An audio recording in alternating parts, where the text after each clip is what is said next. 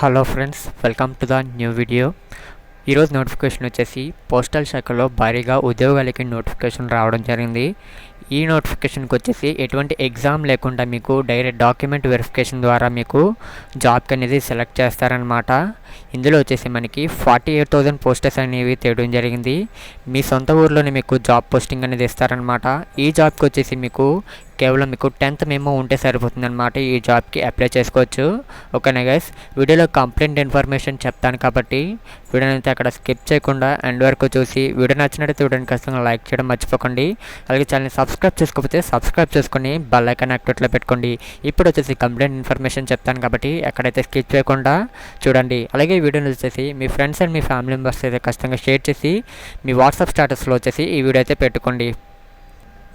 ఈ నోటిఫికేషన్ వచ్చేసి మనకి ఎవరు రిలీజ్ చేశారంటే మనకి పోస్టల్ డిపార్ట్మెంట్ యొక్క గ్రామీణ డాకా సేవక్ వాళ్ళు రిలీజ్ చేశారనమాట. ఈ నోటిఫికేషన్ వచ్చేసి మనకి ఈ రిక్రూట్మెంట్ ఎయిమ్ వచ్చేసి మనకి వాళ్ళ యొక్క వేకెన్సీస్ని వచ్చేసి ఫిలప్ చేసుకోవాలని వాళ్ళు ఈ రిక్రూట్మెంట్ అనేది రిలీజ్ చేయడం జరిగింది. ఇందులో మనకి జాబ్ రోల్ చెక్ చేసుకున్నట్టయితే మనకి Gramin Dak Sevak in crucial role postal department responsible for mail delivery and other postal services in rural areas అనమాట. అంటే మనకి మెయిన్గా వచ్చేసి మనకి మెయిల్ డెలివరీ గురించి మనకి ఈ పోస్టర్స్ అనేవి రిక్రూట్మెంట్ అనేది చేయడం జరిగింది. The job requires dedications, punctuality and willingness to work diverse and conditions అనమాట. ఎటువంటి కండిషన్స్లో ఉన్నా సరే మనకి ఈ జాబ్కి అనేది మీరు పని చేయాల్సి ఉంటుంది. మీకు పంచువాలిటీ టైమింగ్ ఎక్కువగా ఉండాలన్నమాట. అలాగే మనకి వేకెన్సీ డీటెయిల్స్ చూసుకున్నట్టయితే మనకి గ్రామీణ డాక్ సేవలో వచ్చేసి మనకి నియర్లీ మనకి 48,000 వేకెన్సీస్ అయితే ఉన్నాయన్నమాట. ఇక్కడ మీరు చెక్ చేసుకోవచ్చు. These vacancies are distributed across different postal circles అనమాట. అంటే మనకి డిఫరెంట్ సర్కిల్స్లో మనకి 48,000 పోస్టర్స్ అనేవి మనకి తీయడం జరిగింది. అలాగే మనకి ఎలిజిబిలిటీ చూసుకున్నట్టయితే మనకి దీంట్లో ఎడ్యుకేషన్ క్వాలిఫికేషన్ ఫస్ట్ చూసుకున్నట్టయితే మీరు 10th క్లాస్ పాస్ అయ్యి ఉండాలి. రికగ్నైజ్డ్ బోర్డు నుంచి మీరు ఒక సర్టిఫికేట్ అనేది తీసుకొని ఉండాలి. అండ్ సెకండ్ థింగ్ మీకు ఏజ్ లిమిట్ వచ్చేసి మీకు మినిమం ఏజ్ వచ్చేసి మనకి 18 years అనమాట. అలాగే మనకి మ్యాక్సిమం ఏజ్ వచ్చేసి మనకి 40 years ఉంటే సరిపోతుంది. ఏజ్ రిలాక్సేషన్స్ వచ్చేసి మనకి ఈ గవర్నమెంట్ జాబ్ కాబట్టి దీనికి కూడా ఏజ్ రిలాక్సేషన్ ఉంటుంది. అలాగే రెసిడెంట్స్ వచ్చేసి మనకి ఇండియా వాళ్ళు అంటే బోత్ ఇండియన్ సిటిజన్ వాళ్ళు అప్లై చేసుకోవచ్చు అనమాట. ఏ స్టేట్ నుంచి అయినా సరే వాళ్ళు అప్లై చేసుకోవచ్చు. సెలక్షన్ ప్రాసెస్ వచ్చేసి మనకి మీ యొక్క 10th క్లాస్ మెమో యొక్క మార్క్ లిస్ట్ ద్వారా మీకు ఎంపిక చేయడం జరుగుతుంది. ఎవరికైతే ఎక్కువ మార్క్స్ ఉంటాయో వాళ్ళైతే ఎంపిక చేయడం జరుగుతుంది.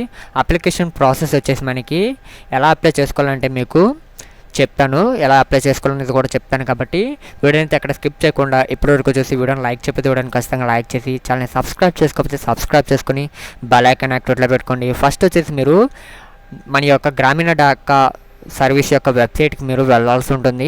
ఓకేనా, ఫస్ట్ వచ్చేసి తర్వాత మీరు ఆ వెబ్సైట్లో వచ్చేసి మీరు రిజిస్ట్రేషన్ కంప్లీట్ చేసుకున్న తర్వాత మీ యొక్క ఫీజు పేమెంట్ అనేది మీరు అక్కడ మీరు చెల్లించాల్సి ఉంటుంది. అప్లికేషన్కి వచ్చేసి ఎంత ఫీజు ఉంటే అంత మీరు పే చేయాల్సి ఉంటుంది.